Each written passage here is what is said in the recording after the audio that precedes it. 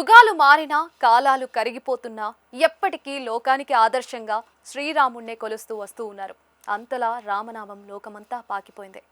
మరి ఎప్పుడో త్రేతాయుగంలో కదా రాముడి అవతారం. ఈ కలియుగంలో 5000 సంవత్సరాల తరువాత కూడా ఎందుకు ఆరాధిస్తున్నారు? రాముడి తరానికి ఎందుకు పూజ్యనీయుడు అయ్యాడు అంటే అదే రామ మహిమ అని సులువుగా చెప్పొచ్చు. కానీ అది మహిమ కాదు. రాముడు కూడా సామాన్యుడిగా నరుడిగానే ఈ భూమి మీదకి వచ్చాడు. ఏ రకమైన మహిమలు చూపించకుండా ఒక మనిషి తన శక్తి యుక్తులతో ఏం చేయవచ్చో అన్ని చేసి చూపించాడు.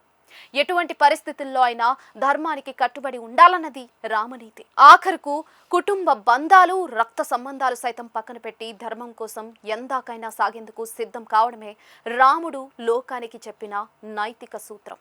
తాను ఆచరించి చూపించిన సత్యం. ఒక అన్న ఎలా ఉండాలి అంటే రాముడినే ఉదాహరణగా చూపిస్తారు. భర్త కూడా రాముడిగానే ఉండాలి. కొడుకుగా ఆయననే చూపిస్తారు. గురువులు మెచ్చిన ప్రియ శిష్యుడిగా రాముడు కనిపిస్తారు. ఉత్తమ పరిపాలకుడిగా రాముడినే అంతా అనుసరిస్తారు. రామరాజ్యం అన్నది యుగాలుగా ఒక ప్రమాణంగా కొలమానంగా ఉంది అంటే రాజుగా రాముడు సాధించిన విజయంగా దానిని అంతా చూస్తారు. కేవలం మనుషులకే కాదు, స్వజనులకే కాదు, అందరికీ రాముడు నచ్చాడు అంటే అది ఆయనలోని ఉన్న గొప్ప లక్షణం. అడవుల్లో వానరులు సైతం రాముడిని ప్రేమించారు. పశు పక్షాదులు సైతం రామా అంటూ పరవశించి ఆయన వశమైపోయాయి అంటే ఇదే రామతత్వం అని చెప్పాలి. రామబాణం అంటే ఆయుధం కాదు, అస్త్రం అంతకంటే కాదు, ఇచ్చిన మాటను నెరవేర్చడం. అది తనదైనా తన తండ్రిదైనా నెరవేర్చేందుకు రాముడు సిద్ధపడిన తీరు సమస్త లోకాలకు యుగాలకు అతీతమైన ధర్మం.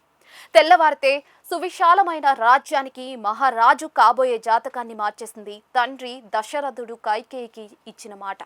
ఆ మాట కోసం కట్టుబట్టలతో రాముడు వనవాసానికి పయనమయ్యాడు. నిజానికి రాముడు స్వయంగా ఇచ్చిన మాట అది కాదు. తాను ఎందుకు దాన్ని పాటించాలి అని అనుకోవచ్చు, తనకు సంబంధం లేదని తప్పించుకోవచ్చు. కానీ అక్కడ ఉన్నది రాముడు, అందుకే అలా చేయలేదు. తండ్రి వారసత్వం అంటే అధికారం ఆస్తులు మాత్రమే కాదు, ఆయన ఇచ్చిన మాట కూడా అని భావించి శిరస వహించి అడవుల బాట పట్టాడు.